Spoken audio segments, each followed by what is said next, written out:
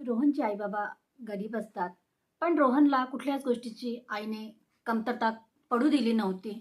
बाबा मरण पावले होते आणि तरीही आई त्याचा वाढदिवस असो काहीही असो तरी आई खूप उत्साहाने थाटामाटाने साजरा करायची. आणि रोहनला सुद्धा आपला वाढदिवस खूप आवडायचा.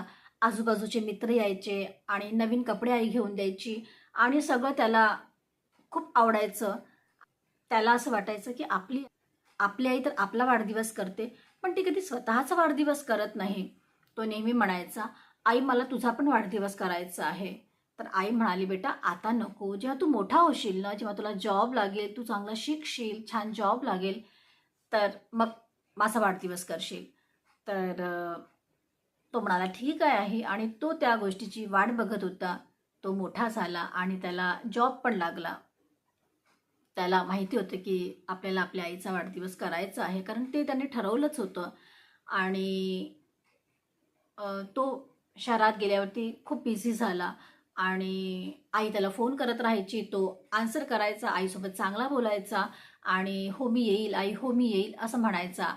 पण शहरात गेल्यावर सुद्धा आईचे कितीतरी बर्थडे येऊन गेले, पण तो कधीच आला नाही. पण त्याच्या ते लक्षात होतं की मला जायचं आहे. आणि एक दिवस त्याला लक्षात आलं की अरे आता उद्या तर आईचा बर्थडे आहे. तर तो आदल्या दिवशी छान कपडे घेतो, साडी घेतो, केक घेतो आणि आईसाठी छोटीशी सोन्याची अंगठी पण घेतो. आणि त्याला असं वाटते की आता आपण आपल्या आईसाठी हे सगळं घेऊन आईजवळ जायला पाहिजे, आईला गिफ्ट म्हणून हे सगळं द्यायला पाहिजे. तो उत्साहाने आपल्या गावाकडे जायला निघतो. आणि जेव्हा तो घरी पोहोचतो तेव्हा त्याला घरी सारखी गर्दी दिसते. त्याला असं वाटते की आई तर एकटी असते, एवढे सारे लोक कसे काय आपल्या घरी आलेले आहेत आणि आईचा बर्थडे तर उद्या आहे, आज इतके लोक कसे काय जमले असतील. त्याला थोडं आश्चर्य वाटते. तो घराच्या आतमध्ये जातो आणि बघतो तर आई बेडवरती पडलेली असते.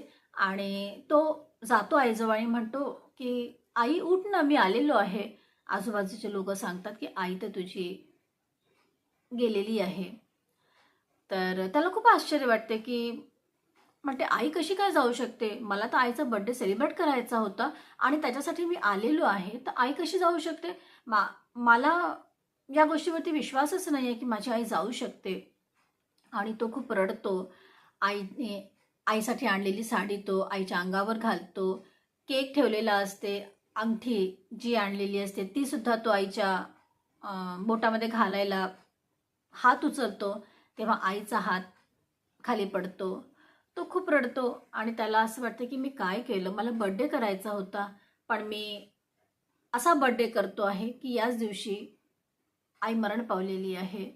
बाजूची काकू म्हणते की तू येणार आहे म्हणून तुझ्या आईने छान तुझ्यासाठी खीर करून ठेवलेली आहे. तिला माहिती होतं की तिच्या मुलाला खीर खूप आवडते आणि तो कधीतरी बर्थडेला येणार आहे हे तिला माहिती होतं, म्हणून ती आदल्याच दिवशी नेहमी खीर करून ठेवायची. तसंच तिने आजही केलेलं. पण बर्थडे होण्याच्या आधीच आई निघून गेली. आई बाबा जेव्हा जिवंत असतात तेव्हाच त्यांच्याकडे लक्ष द्यायला पाहिजे, वेळ द्यायला पाहिजे. वेळ निघून गेल्यावरती केवळ आठवणी तेवढ्या राहतात. ज्या आईवडिलांना आपल्याला वेळ द्यायचा असते त्यासाठी आपल्याला असं वाटतं की आपण आईबाबांसाठी पैसे कमवून त्यांना द्यायला पाहिजे. पण आईबाबांना पैशांपेक्षा जास्त आपल्या मुलांची, आपल्या जवळच्या लोकांची गरज असते. पैसा आपल्या ठिकाणी महत्त्वाचा असतो आणि तो कमवायलाही पाहिजे. पण तरीही ते कमवताना सुद्धा आपण आपल्या आईबाबांना वेळ देऊ शकतो. आज तो घरी आलेला आहे. त्याला दरवेळेस वाटायचं की मला आईचा बर्थडे करायचा आहे. पण ज्यावेळेस आईचा बर्थडे करायला तो गावात आला, त्यावेळेस आई तिथे नव्हती. थांबून थोडा विचार करा. रडायचं नसते, लढायचं असते आणि आपल्या आईबाबांना नक्की वेळ द्या.